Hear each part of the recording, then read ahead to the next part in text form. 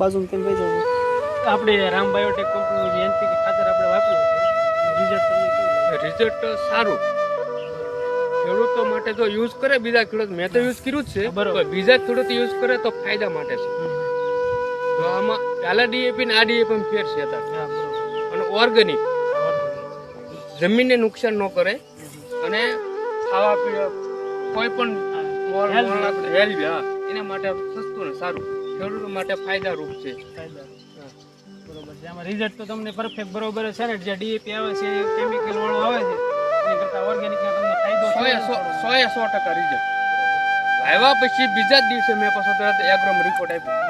આ રિઝલ્ટ છે પરફેક્ટ, મારે માટે બીજી ખાતરે લાગ્યું આવતી સિઝન માટે. બરોબર. એવી કમ્પ્લેન લખાઈને મેં નંબર આપી દીધો ને કહી દીધું એને. એગ્રોમાં તરત ને તરત મેં આપી દીધું. શું નામ તમારું? વૈશ્રમભાઈ તેજાભાઈ ડાભી, ગામ મીઠીવીડી.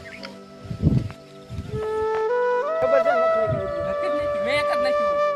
આમાં યુરિયા નથી નાખ્યું તો રિઝલ્ટ આમાં દેખાય છે. જિગ્નેશભાઈ NPK નું રિઝલ્ટ યુરિયા આ બાજરીનો પાક છે. વાવેતર સમયે શ્રી રામ બાયોટેક કંપનીનું આપણે જાનકી NPK ખાતર આવે છે એ નાખેલું છે. અને યુરિયા નાખ્યા વગર તમે જોઈ શકો છો કે કેવો આવો મોલ છે. દર વખતે તમે જોઈશો તો યુરિયા નાખ્યા પછી આવી લીલોતરી જોવા મળે છે, પણ એક આ ખાતર જે પાયાના ખાતરમાં NPK આવી ગયું છતાં હજી યુરિયાની આમાં કોઈ પણ પ્રકારની અસર જોવા મળતી નથી. એટલે રિઝલ્ટ છે હકીકતમાં.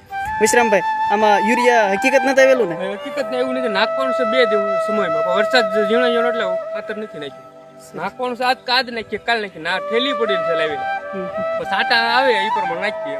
પણ હજી સુધી કોઈ જરૂર દેખાતી નથી. મોલ ટૂંકમાં પીળો પડ્યો નથી.